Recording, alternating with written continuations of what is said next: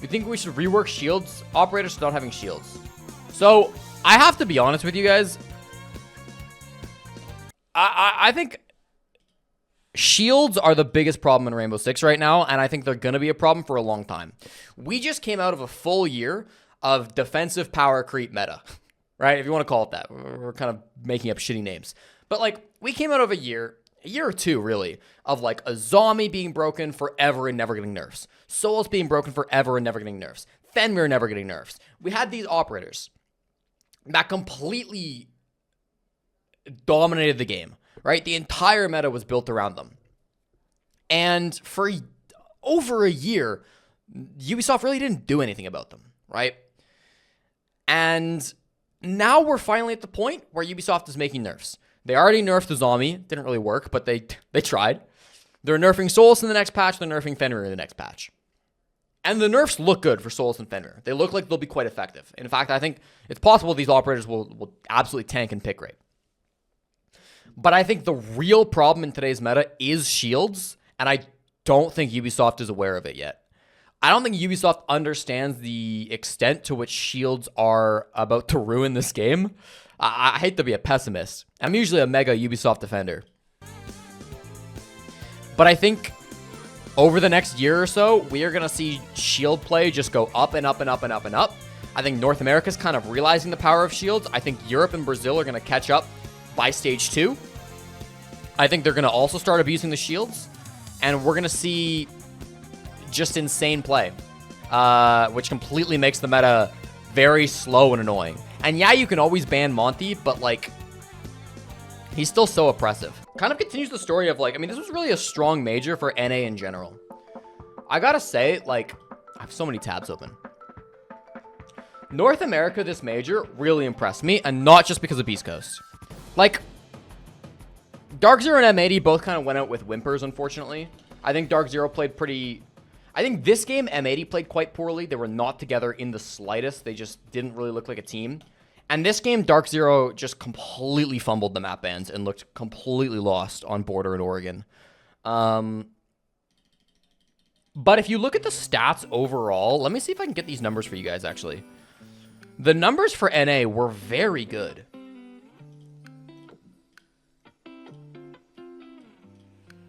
Okay.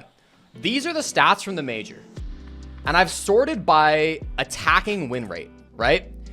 The top 4 attacking teams in the tournament were all North American teams. All of them. SpaceStation was the best attacking team in the tournament. Dark Zero were 2nd. M80 were 3rd. Beast Coast were 4th. And obviously, I should be clear here, like, SpaceStation played much easier opponents than Beast Coast did. So that's always going to affect shit.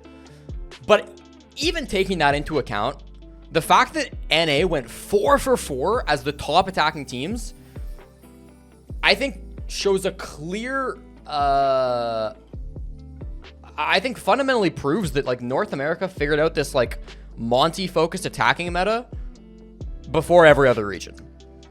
I genuinely just don't think the rest of the world understands how to attack in this meta the way that NA figured it out. And again, I think a lot of it comes down to the Monty. I don't think any region used Monty anywhere near as well as North America did. So that's why, like, as a region, I'm quite proud of North America. I think NA did very well here.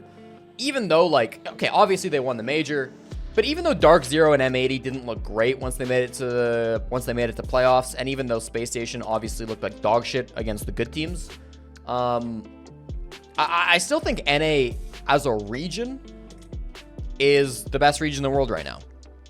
And not just because of Beast Coast. I also think it's very, very funny, if we can quickly go back to it, the only non-NA team to hit 50% attacking win rate was E1. What is E1 famous for? Running a ton of fucking shields. I made a whole TikTok about how E1 just are absolutely dominant with a Monty. And Arthur especially is absolutely ridiculous on shields.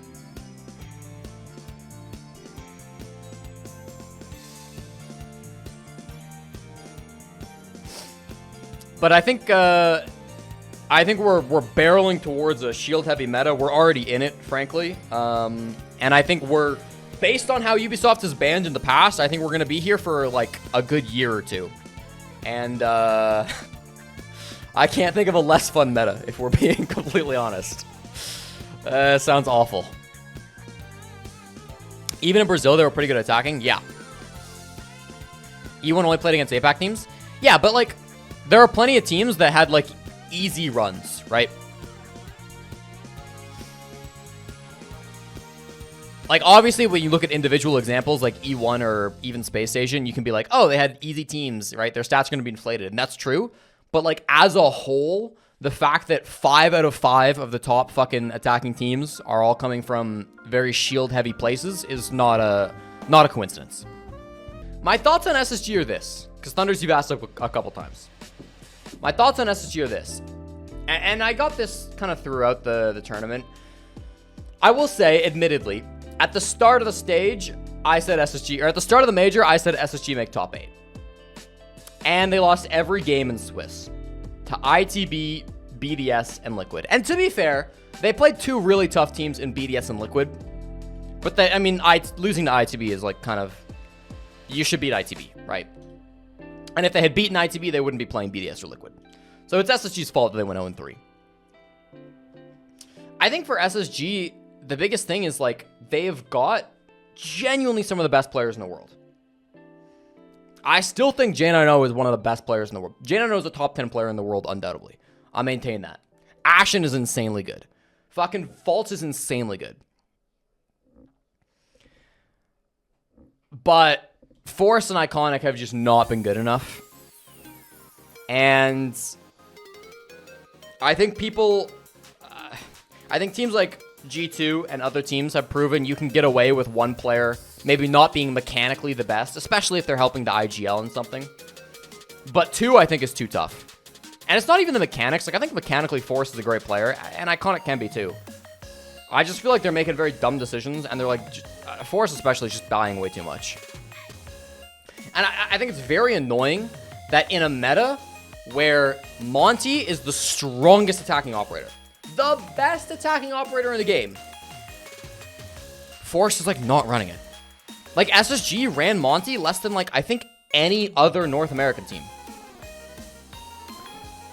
And it's like this was the Shield team. For years, this was the team that ran Shields. Let's check out the Monty stats real quick. Force played Monty 5 times out of 61 rounds. Like, that's not very much. That's a pretty small amount of Monty play. Especially for the team that we're supposed to be talking about as, like, the best, historically, Shield team in North America. Let's see what Kino did. Kino, 12 times in 33 rounds. That's basically a third of all rounds played. That's a ton of Monty play from Kino. Dark Zero, Canadian played Monty 15 times in 53 rounds. Only about 20%. A little over 20%. But still his most played operator. And then fucking Hot and Colds. I think it was banned against Hot and Cold quite a bit, admittedly. So he's only 13 rounds in 88. But still, it's insane to me that SSG, in this meta of all metas, are struggling.